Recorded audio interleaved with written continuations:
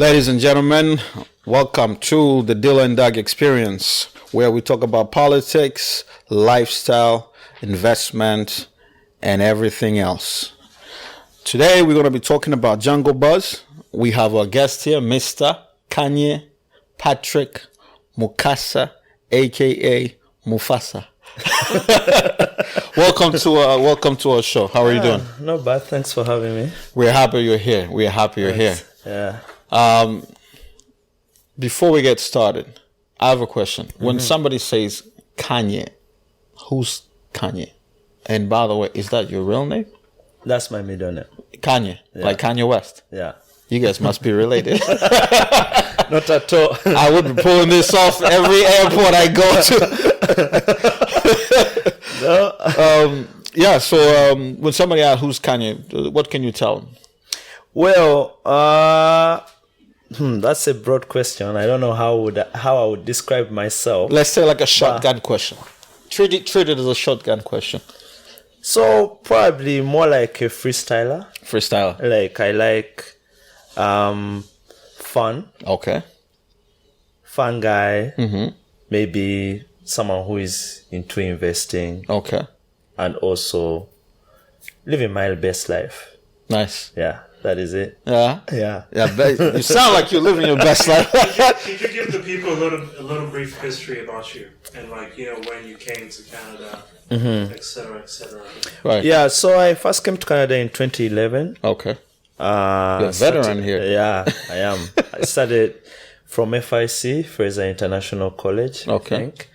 Then moved to SFU in 2012. Okay.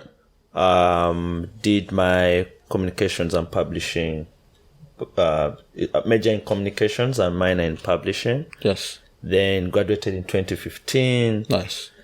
And I started some work because I wanted to have a dead year. Like you see how back home, when you finish like a certain level of studies, like A level, O level, we usually have a dead year. Yes. So I decided, you know what, let me just have a dead year. Okay. And during that dead year, that's how I came up with the idea of Jangu Buzz. So I'm like, okay, you know what? I like events. I like going out. I like doing activities. How about monetizing it? Yeah, exactly. How about I find something that I could get money in, but at the same time having fun. Right. So that's how Jangu Buzz came up. Right. And it was created in 2015, right after I graduated. Okay. Yeah. And that's how Jangu Buzz came up, and started some work on the side while also doing this side project. Yeah, and that's what the project is today. Right. Now, that's interesting. So you had a dead year in Canada. Most Africans wouldn't do that. Yeah, well, I still had the support of my parents. Okay. Yeah. Okay. Yeah. Now the question has been because there is no way you're having a dead year in this city without having the support of your parents. The question had been clarified.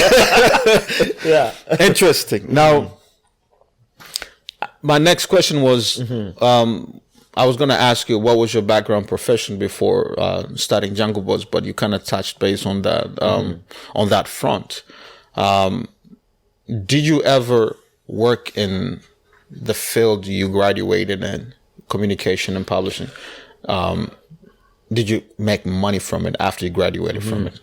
Well, so with communications, it's more of a sales marketing field. Right. Like even if it says communications or publishing, well, doesn't mean that I'm going to write a book or necessarily like that. Okay. But I've been, let's say, sales more than marketing. Right. Like I've worked maybe for Nespresso as a marketing ambassador, right? But that was the only marketing role I got. But all the other, even the current job I'm doing, is in sales, right? So communications, I would say, gets you more of sales jobs, right, than marketing. Even if marketing is my preferred job. Okay, so that's your preferred industry. Interesting. Now, would you say there's an advantage of talking not talking, let me rephrase this. Would you say there's an advantage of somebody going to work for a multinational company like Nestle, Coca-Cola, or Costco? Is there a benefit to working for such a big company in the marketing industry? Yeah. compared to like small scale companies? Which one do you think has more? It's definitely going to be the bigger companies. Like as I mentioned, I worked for Nespresso. It's like a coffee making company, right? And I was there because it was a contract job. Right. So what happens is they give you a contract for a month. Right. Then the next month you could be off. Then they call you like, okay, we are giving you another contract for 2 months, which was good because they were paying you so well. So you're like, okay, I can do this. Like if I don't mind working for the next month if I'm off, as long as you guys keep bringing the contracts. So, so with that, I did it maybe for a year, and then all of a sudden the contract stopped coming because they have to prioritize the people in the company. Right. Yeah, because they are full time. I'm on the side. So right. Compared to because you have more benefits, better pay, basically even the hours were better. Compare like if I'm working for a small scale company, I don't know what example I could give. Like a small scale, like not all these established companies like you're thinking about Tellus, Shaw, all that. So that would be like more not stable. Maybe local. It's a local. No, like local. Like a local business in Vancouver. In Vancouver, yeah. I don't know which business I could think of. Like let's say a restaurant or a pet store. Mm-hmm, exactly. So those ones, yes, maybe you could be lucky and get a job that will pay you or get the same benefits as a big company, but then bigger companies in marketing and sales are way better. Oh, okay. Yeah. That's interesting. Mm-hmm. You talked about trying to have fun while making money. So I was wondering, while creating the company, Jangu Buzz, what kind of problems and issues was the company aiming to solve? So the problems we were aiming to solve, like how, Vancouver as a city, we don't have diversity, like in terms of the events that happen. Events diversification does not exist. So everyone just goes, let's say, where are we going? We are going downtown. Right. Straight to Granville. Of course. So that's why everyone wants to go. So the problem we're trying to solve, we wanted to make it easier for people to host any type of event on our platform. Right. Whereby people don't just have to go to downtown to club and that's it, or maybe go to a bar. Right. But how about you could create a picnic or let's say even a house party? It doesn't need to, or maybe a games night, a sports activity, a business activity, education. So we're trying to look for, instead of everyone just prioritizing going out at night to the club, there could be other events that people can come up with and post them on the platform and then easily share them with different people. And also another thing we're trying to solve in Vancouver, like you see, there are a lot of event creators, but then they don't have that space they could use to share their event to different people. Okay. So we felt like, especially like with the Black event creators, like a lot of people are hosting events, but they don't have the market to kind of attend those events. Very which true. of causes a big problem. So I like, how about we create also a platform that could enable event creators to market or share their events to different people, and people can easily attend their events. Right. Yeah. So that was the problem we're trying to solve when we created Jangu Buzz. Interesting. Mm-hmm. And through that way, I was wondering, how was it possible for you guys to, like, what's the model of how you guys will be able to make money? Is it like a subscription based, or is there like a fee you guys would charge? Like, how do you guys make the money? So, well, we have different models on how we make money. So the first one, like if an event organizer is hosting an event and they are selling tickets. Yeah. So we have commission fees on each ticket bought on the platform. So it's 6%, which is very competitive compared to like Eventbrite or Ticketmaster. Grubhub. So that's basically the best deal. Yeah, that's the best deal you can get. So whenever someone buys a ticket for like $20, we just add, the event organizer chooses to pass on the fees to the buyer or to absorb. Or to foot it themselves. Yeah, to foot it themselves, if they prefer, but few people do that. Few event organizers, no one wants to get that. Let the buyer get all the fees. Pay the time. Yeah, exactly. So that's how we make money on the tickets. Then services. we have a services and space. So that was just events. So service, let's say you're a bartender, a DJ, Right. Security officer, photographer, videographer. Right. You can go post your listing on the platform, Right. and anyone can be able to book you for Uh-huh. your services depending on how available you are.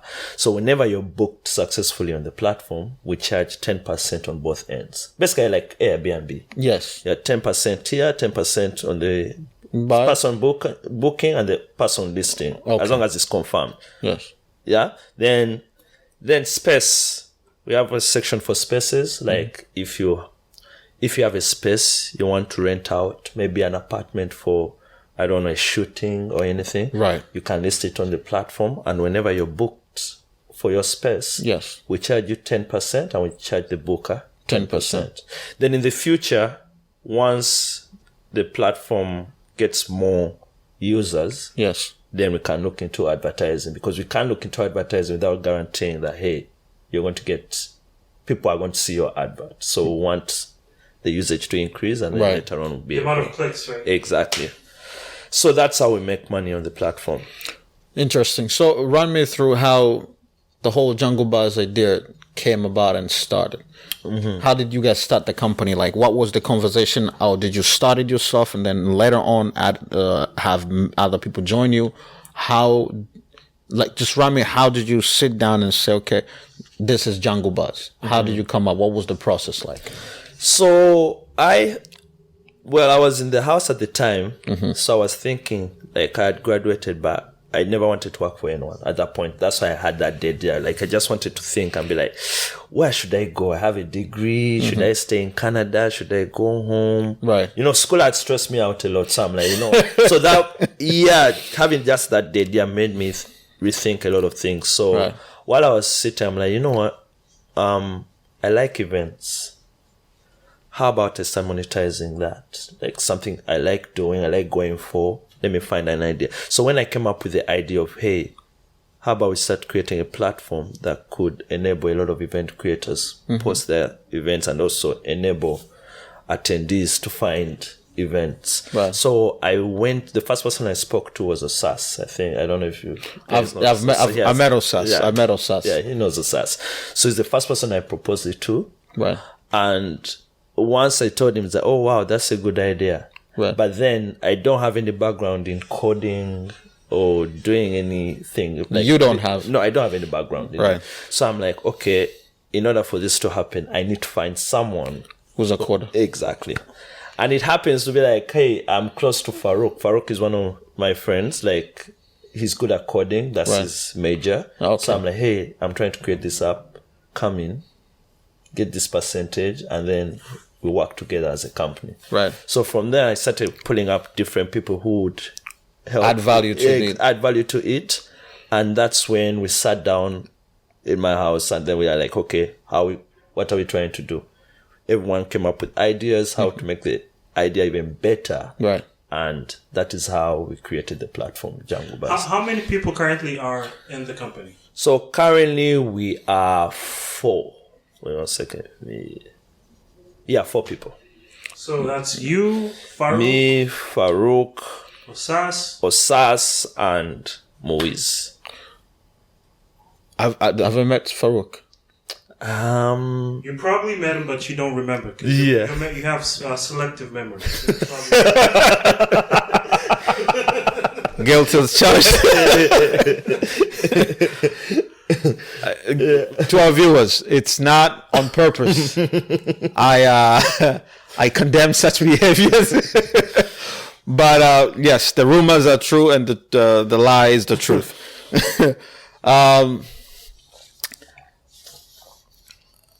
Oh yeah, Adnan. Yeah, Anand was in the company, Right. but then we decided to part ways. Okay. Yeah, he was managing the finance side of it. Okay. Yeah, but currently, he's no longer with the company. Okay. And how did you, because these are tough times, and COVID-19 has hit a lot of companies and a lot of businesses, from restaurants to saloons, you just name it. I'm wondering, how are you guys coping with the situation? Yeah, COVID really hit us in a very bad way, because before COVID, we had gotten a lot of contracts for events. So now COVID hit, everyone started cancelling all their events. And that is the main way we're getting our source of income, through the events, through ticketing, because the services and spaces, we had just added that feature to the platform. Right. So a few people Started booking. few people had started booking, but events was our main goal. And that kind of brought all our revenue To the halt. down. So the only way we survived was applying like for grants. Right. So we're able to get grants from like Facebook, the government, just to keep all these, like Google. We have to be paying Google Firebase for the platform. Yeah. All these other fees that we have, paying the banks, and like when you have a business account, all those fees that come out. So that's the only way we're able to survive and keep the company alive. But in terms of traction and anything, right now we are dead. We are just hoping everything could get better and then we go back to normal. Well, Dr. Bondi said they're going to open up the economy, I think, in the next 2 months. So by June, we should be up and running. So everybody's hoping.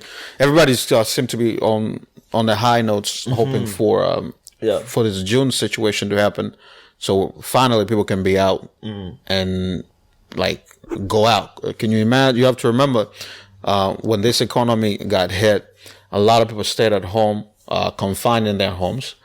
They were not spending money. The travel is not going. So if you're out there and you are a business and you have had this bad COVID-19 situation affect you, as it affected most of us, in the next couple months, when the economy is opened up, a lot of people have saved a lot of money. There will be a massive spending spree, like you have never seen. That's true. So the same way wealthy people got richer in 2020, because the world added 40 billionaires in 1 year. It added 40 billionaires in 1 year, when the rest of the world was going through a pandemic. Then they're going now, exactly, and everybody else was going up. The power of understanding world economy and investment, which is my main background now. Before I was in computer science and majored in computer science and minor mathematics at UBC. I dropped out. Now I'm in investment banking and insurance. And I'm telling you, the more I hang around with these guys, the more I understand how fucked the rest of the world is. True. Because people are being like ships. They're discouraged from thinking. You know what I mean? And they're being told what to do. And that is a very sad situation. Because you get people, you try to speak with people and you're showing them, they're like, oh, this is too good to be true. I'm like, okay, why don't you do a research on it? No. I trust my bank. I've been working with them. I'm like, you don't understand, a bank is a business, right? It is a business, yeah. It's not there to make you rich. They're there to take money from you. Speaking about that. Yes. After COVID, hopefully, what kind of big projects do you guys have lined up? Or is there anything special that you guys have planned? Like, as soon as COVID ends, you're going to start just going at it? Yeah, well, for this year, we haven't put anything in place because we just felt like, you know what, if people want to host their events or list their services or spaces, it's good, let them do that.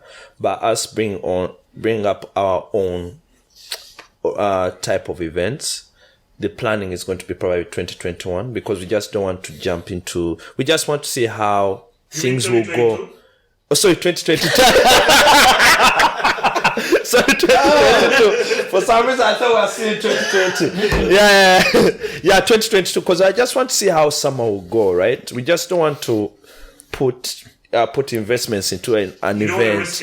Yeah, and then all of a sudden they're like, oh, we have a third wave or fourth wave. I'm like, let's just see how this summer will go. Let's wait until the whole thing is before we go see how the event industry is, and then we're like, you know what, 2022. Let's do this. Let's do that. And start with a whole new energy. Exactly. I see. That's a good strategy to have. So you want to study the market after it reopens. Yeah. and once you start, so you know where to hit. Where to hit? Yeah. That's the smartest move. Now I got a question. Who's your biggest competitor? Well, there are a lot of big competitors. You'll think of Eventbrite, you think Right. of Ticketmaster, you think of StubHub. Yes. All those guys. Right. But the advantage that we look at ourselves and we're like, you know what, the advantage we have is that we're able to combine 3 features of events into one platform, right? So, for example, let's say you're trying to organize like a birthday party. Right. Of course, what do you need for a birthday party? You need a space. Right. You need services, like if you need a bartender, you Right. need security, you need a DJ. Yes. Then if it's going to be paid or you want it like exclusive, you want people to get tickets, Right. like private tickets. They're not paying, but you want tickets just to make sure that, hey, whoever comes in has a ticket. Right. It's a confirmed guest. So what we are trying to solve is that instead of usually when I'm hosting a party, I'll have to find a hall where to host it. Involves several calls making. Of course. And then later on, you're like, okay, I need a DJ. You go on Instagram, look for DJs. Right. Then you need, is it bartenders? You need all this. So it takes a lot of time trying to organize an event. Now with Jangu Buzz, you can do all that just through a click, right? Right. You go here, you look for services on your app. You say, okay, this is the DJ I want. You guys simplified the whole thing. I love it. Yeah, I want. bartenders, you just go click, Right. and within 2 minutes you can just confirm everything. And the thing is, I like how you guys have done improvements on the app, because I think when I heard of you guys, that was about 3 years ago, 2 years ago. Yeah. And I wasn't sure what you guys were doing. I was confused. I was like, why are they doing this when there's Ticketmasters, there's StubHub, Yeah. and Eventbrite with multi-million-dollar bankrolling? Yeah. So, and not to just mention, a lot of those are multinationals. And I was confused. I was like, I mean, there is Bold, and then there's there's Mukasa Bold. Yeah. But you know what? Yes. This is what I always told my partners, right? Like, you look at all these industries, like, you see all these car brands. There is Benz, there is Audi, there is Jeep, there is Range Rover, there is Lamborghini. Yes. But the funny thing is that all of them have a market, Right. right? Very They are- true. And they all, like, when you go to buy a car, you'll see, like, Benz is here, Audi is here, Jeep is here, like, all on the same line. Yes. But then you still get customers. Right. And this is how I was looking at it, because at first when I was trying to propose this idea to my friends, some of them were like, come on, there is Some of them were Eventbrite. skeptical. Yeah. And I'm like, what we need is a portion of our market. Right. Right? The market is so huge. Right. We just need a portion. Imagine 100%, let's say, if you're saying the market is 100%. Right.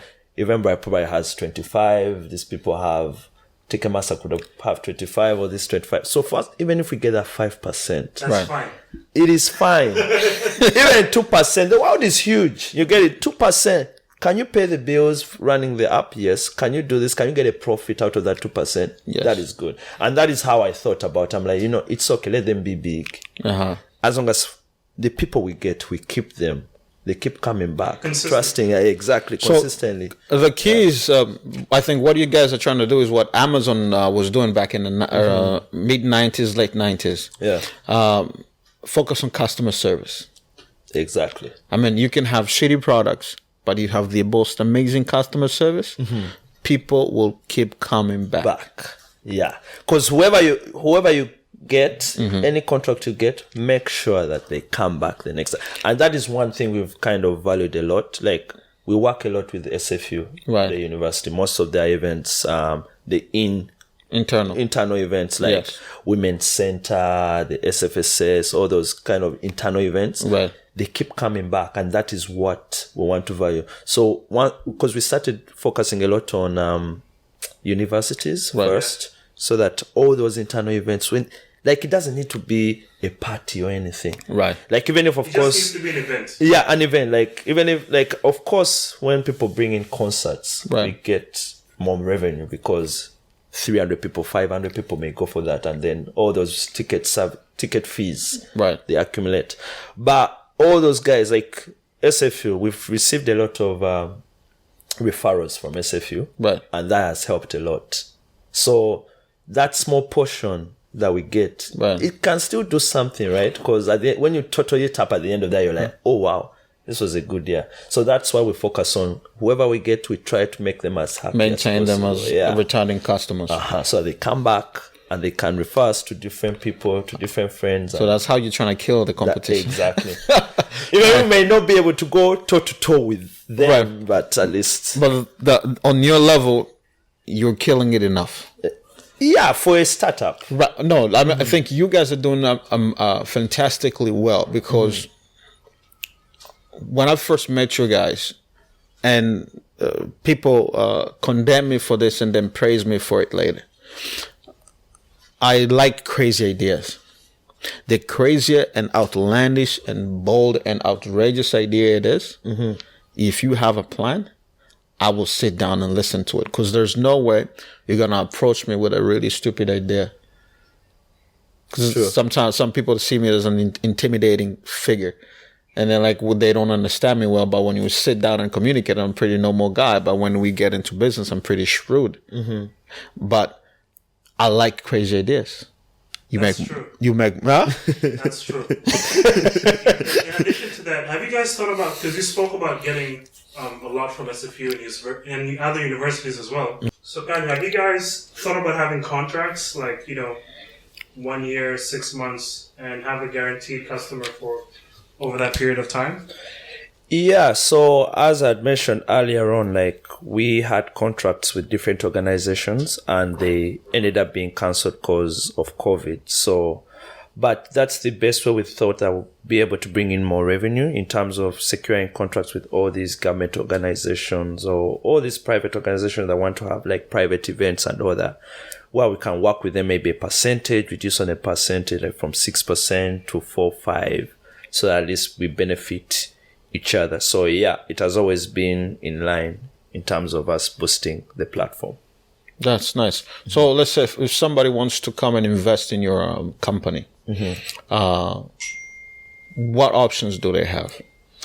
So currently, in terms of investing, we haven't gone that far. Okay. Like in case someone is trying to get like maybe equity or like something. a VC. Yeah. So we haven't really gone that far because also we kind of did not want to go into like a venture capital trying to, because we just didn't know the direction we wanted to go at. Like be like, hey, what are we giving up? Right. What are we willing to sacrifice if we go into like a VC? Right. So that's why everything that we've been able to adapt today, it's mostly been from our pockets, to see how things can move, where we can get money, where maybe we can use grants, like especially with government, like they give a lot of grants. So at times you just need to capitalize on this and that, use those grants to benefit your company and see how things go. And you have no strings attached. Exactly. And we are a small team. So when you think about it, VCs will come in and then you have to sacrifice a lot. They'll take a lot, probably,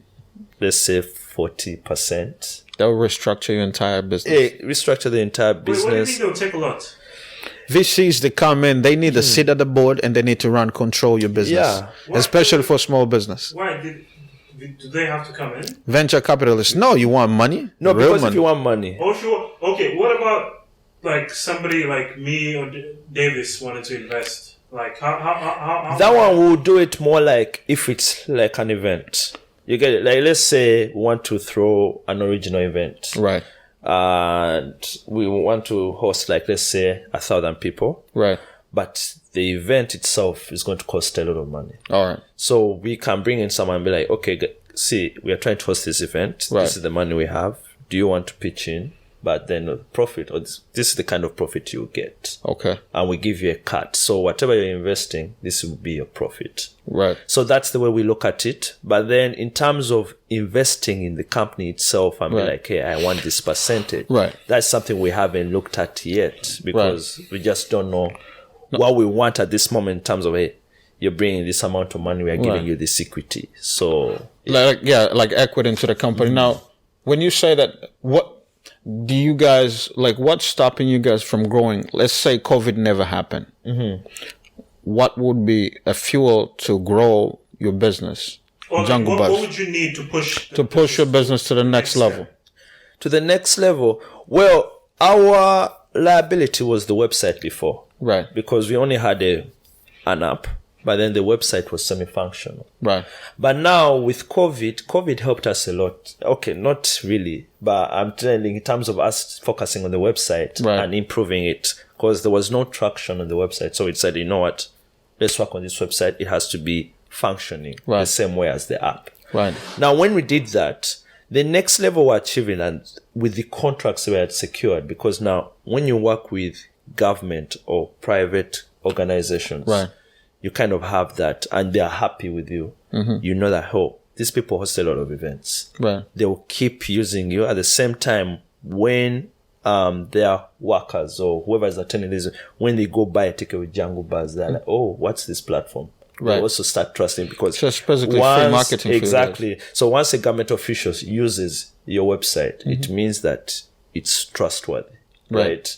Yeah, it's not something sketchy. So you don't, it's not like it's perfect for them, right? So we felt like with these contracts, we are going to elevate us to the next level where we can now feel like, hey, let's now leave Vancouver. Let's go maybe to Toronto, Right. Montreal, all Right. these big cities, right? Right. So, and I felt like we would be able to achieve this without needing like a VC, Okay. or maybe an investor, because it's a small team and everything is managed online. Like, Right. with 4 people running everything, I just feel like right now, but of course, if usage increases, like you yes. have like, let's say 100,000 people buying tickets. Okay. There are a lot of bags and all this and that. You have to fix. Then you need people to be, that's On why the- now you start thinking about capital. Okay, we need this amount of money. Right, because what are you guys going to need? You guys going to need, because to our viewers, a VC is a venture capitalist. It's somebody with a lot of money that invests in mostly startups and small companies. And they will come in and they'll put their money in depending on how well you negotiate. They might take less or they might take more, but chances are they're going to get a seat at the board and try to control your company. True. Because they will have a lot of money invested in there. So, because you would have a vision and they will have a different vision A different vision of how they would see the company growing, because they're focused on the profit side and you're focusing on building a business and a platform. Exactly. So the 2 and 2 do not go together. They don't want to make a loss. No, That's no. like- So they will compromise to make a profit, but it will take a hit on the user experience. What do you mean? If they're going to be making a profit, people are going to be using it. No. That's As long as the profit, So- profit is being made, so. The thing is, you can reach stagnant level with VC. but if money is coming in, does that mean that No. the platform is working? Because if it's not working, then how's the money coming in? Here's a situation. How's the money coming in if Money can be coming, but it may not be profit necessarily, though. how? Explain. So, Let him explain, and then I will add more to it. yeah, yes, you could be receiving money, but let's put it like this. So, there are a lot of people who go look for an investor, right? To kind of invest in their company because they have a lot of debt. They have this, or they have all these bills to pay that have been accumulating. And maybe they want to be able to rent out an office where they could manage everything out. So now, yes, you could be bringing in money. Let's say, like as with Jangu Buzz, we are making the revenue, right? But now, if we had an office, we are paying a lot of employees, we are doing this, we are doing that, then maybe it may not have been profit, right? It could just be revenue. So a VC, yes, you may be getting revenue, Yeah, but to because- them, they want to capitalize a lot on profit, not just revenue. Yeah, because usually what I saw or what I've seen, VCs usually look at the track record of the company. Yeah. And some of them, for example, like Jason Calicanis from the All In podcast, Right. their company usually looks at companies making around 200,000 a year. So they stick to companies that consistently make that revenue. Yeah. So if your company doesn't make that much money, they don't even think about putting their money in it. So the company has to be profitable for him to at least even take a look at it. So that's like one of the criteria that they have. So I don't think there'll be any venture capitalist want to invest in a company But that's not making money. no. You have your Why point. would you- Yeah, why would you? Why would Okay, you do that? so to elaborate more on that, VCs they're visionaries. They're not investors. They're visionaries who just want a profit. They see a vision. So most visionaries are like, do you see how I would walk up to people and I will sit down with them and they'll give me like an amazing idea. Ridiculous. They have no revenue, zero. But the idea is beautiful. Imagine he just told me about Jungle Buzz right now. Let's say I never heard of it. He's just thinking about it. And what he just told me, let's say they have no revenue. I like the idea. He has a vision of what he's seeing that company doing.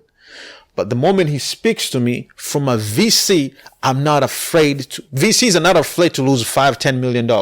They're not afraid to do that. Yeah, there's some that take a risk, but right. So they can put $5-10 million on a company that has no revenue, but is building a platform.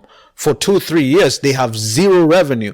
But on that 4th-5th year, when they come to market, is Armageddon. Yeah. It's Armageddon. SoftBank invests in companies that are not publicly traded. Yeah, but let's not go off the point. All right, but let me get back to VC. So when a VC comes into your company, they want control. If I'm putting the most amount of money, you have an idea. It's a beautiful idea. Without money, you cannot make anything. But the user experience is still good as well. So the VCs, they follow traffic. If the user experience is shit, but there's a lot of traffic, they will prioritize profit over user experience. And that's where you're going to go so high, you're going to reach this plateau point. But because money is coming in, because people are just too used to your services, they're too lazy to make changes, and you're not making any big significant changes to them. They will just, so they will just use it because they're used to it, not because you have the best user experience on the app. And as a creative like how Kanye is, it hurts your creativity side. Because yes, money is coming in, but the whole point was for me to see this idea to life. Yeah. And VCs do not like creativity people. They like people with smart ideas, not creative. Creative people. They want money. They want money. Like VCs want money. So they clash on that. So when you were saying you can have revenue coming in, yes, you can have revenue coming in. But if you're spending all that money on something else, they don't care. They want profit. With that being said, Kanye, do you have any final thoughts before we wrap up the pod? Yeah. So just to also finish up with the VCs, right? Right. Another thing, like just leaving the creativity side alone, you give up a percentage of your company, right, too, which is key. Is huge. You know, like just giving up a percentage of your company because you're getting money from someone, right, because it's a venture capital, but you don't know how they think anything. You're just giving them. That's the thing. Let's say 49% and you keep the 51. 51, yeah. That is a huge percentage. Maybe in the future, if someone wants to buy you out, yes, that's going to be even hard to sell. Like this person, if this VC has 49, I have 51. How are you going to get the deal? You know, you lose control of your own company. You lose the control of your work. But at the end of the day, if you need the money, if you're going bigger and you feel like you need the money to expand immediately, then go for it. Go for VCs. I just feel like at this rate, what's where we're standing right now. Right. There is no need for us to go for a VC. Maybe in the future, because I just feel like everything we can be able to manage everything by ourselves. Right. Yeah. So pretty much that's it in terms of. I know. In the beginning, you spoke about investing. So I mean, what is the if you have any latest stocks or investments that you've made, do you care to share which favorites? Well, let's start with cryptos. Right. With Anna, like Anna when he was talking about a lot of cryptos, I don't know, like he's more into that cryptos thing. I didn't believe crypto before, let's say was that 5 years, 2016? Yeah, because I just looked at it and I'm like, it goes up, it's so volatile. Like today is up, tomorrow it's down, so you're like, it's too volatile. Yeah, I'm like, but recently, I just said, you know what? let me give it a try. So cryptos, I started investing like in Ripple, BNB, which is Binance, of course, Bitcoin, Yes. Ethereum, Litecoin. Well, they've been doing great so far, so I'm not yet disappointed. And I think Polkadot, some of those, yeah. So I've invested in those, and for some reason they're doing well. I'm trying out like, should I pull out now or no? But then it keeps going up, so I'm like, you know what? Let me just leave it there to sit and see. I would leave the money in because there is a lot of NFTs coming in, and all that is within the crypto world. Yeah.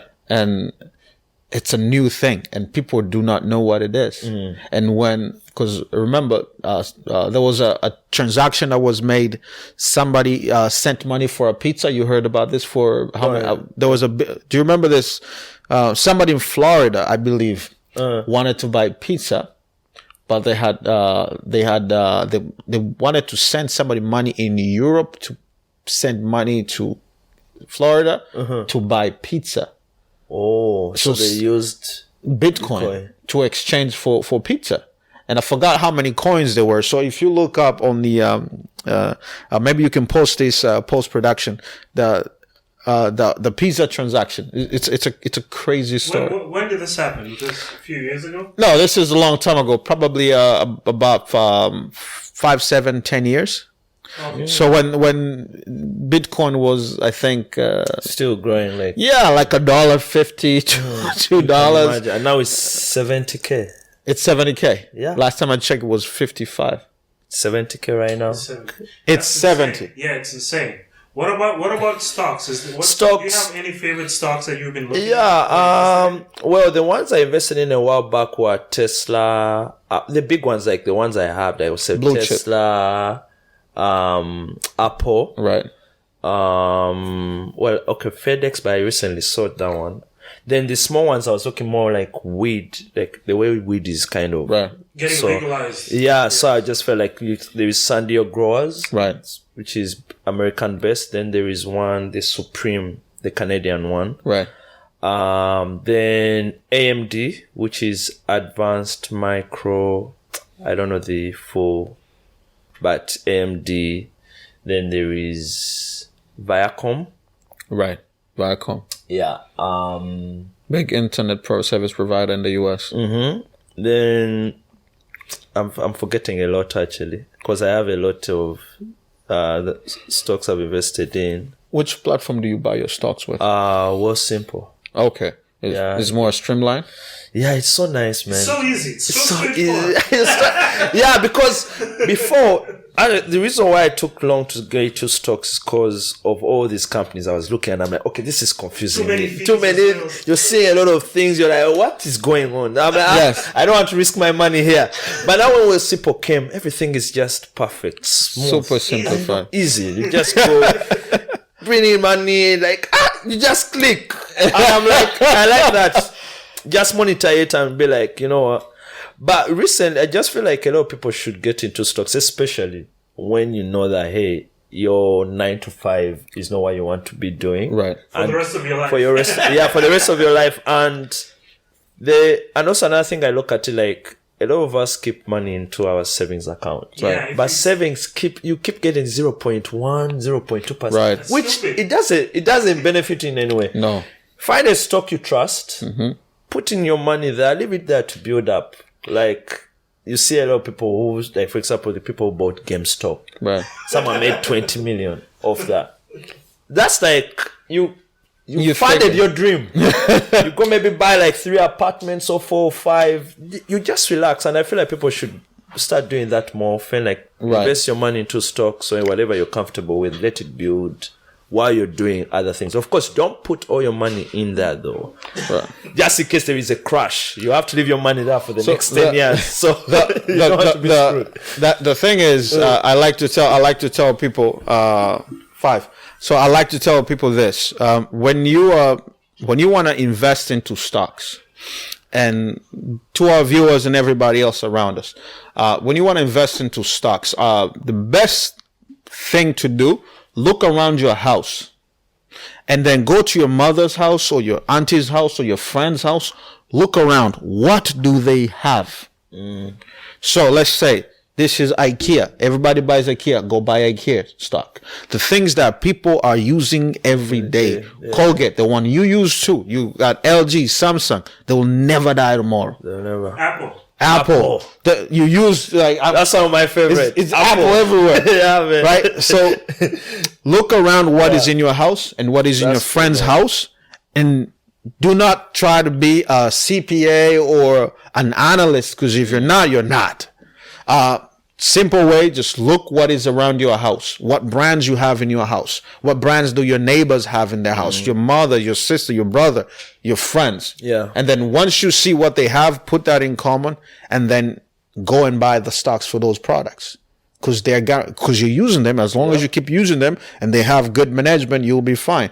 Now, 3 final questions. If you had any questions to ask me, what would you ask me? 3 questions. Well, you answered one already. Your background in terms of your investment banking, right? Yes. That was one of And the insurance. questions. And insurance. That I'll probably ask that. Like, what are you doing currently? Then 2. That was. Sound came in your head. Yeah, it's not something like what was in my head before. Let me see. Was it personal, Personal? No, Or- not really. business wise? Yeah, I'll probably be like what Steve asked to in terms of what stocks would you advise? What stocks I would buy? What you 3 tried- stocks would you advise? Yeah. 3, only 3. 3 stocks. I'm different. I focus on long term and I like dividends. So stocks that give dividends. The pay dividends. Yeah, okay. And a little bit of growth is okay. So Apple is on top. Tesla. Yeah. Tesla doesn't pay dividends. No. I'm saying Apple does. Tesla Apple does. I yeah. say stocks that pay dividends. Yes. So like Bank of America, Varg, America is good. pay good dividends. So Apple, Bank of America. Apple, Bank of America, and what is this other company? I have to check here. 1 second. By the way, Steve got me into Wealthsimple. Oh wow, nice. So he came here one day in the morning and he was telling me about this thing. I'm like, what are you talking about? I don't believe in this. So Bank of America, this is my portfolio. What is this? Cody Inc. class. Forgot the name of it. Yeah, it's called Cody Inc. What is this? Cody Inc. Yeah, so Cody Inc.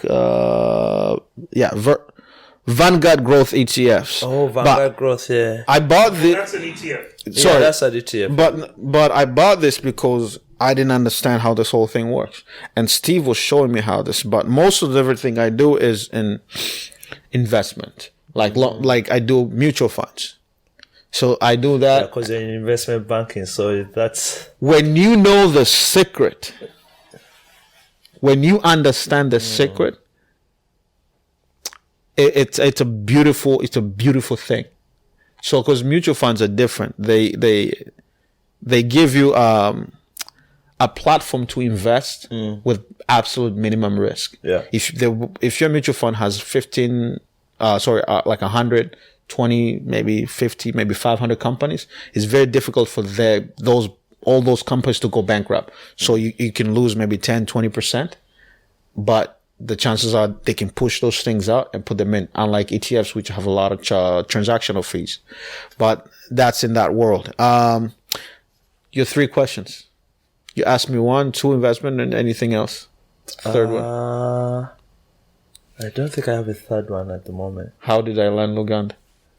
Which you answered. I gave you. Okay, with that being said, Right. thank you so much, Kanye, for coming. It was a Yes, pleasure. thank you for coming. you We for having me, appreciate man. it. I appreciate Hopefully, showing when up. we have you here, you'll be with your partners next time, Yes. Oh yeah, sure. and not by yourself. So I'm Yeah. looking forward to that. Yeah, I was supposed to come with a SAS, but something came up. So, Okay. but next time though. Yeah. Beautiful. Yeah, next time. Please like, subscribe, comment.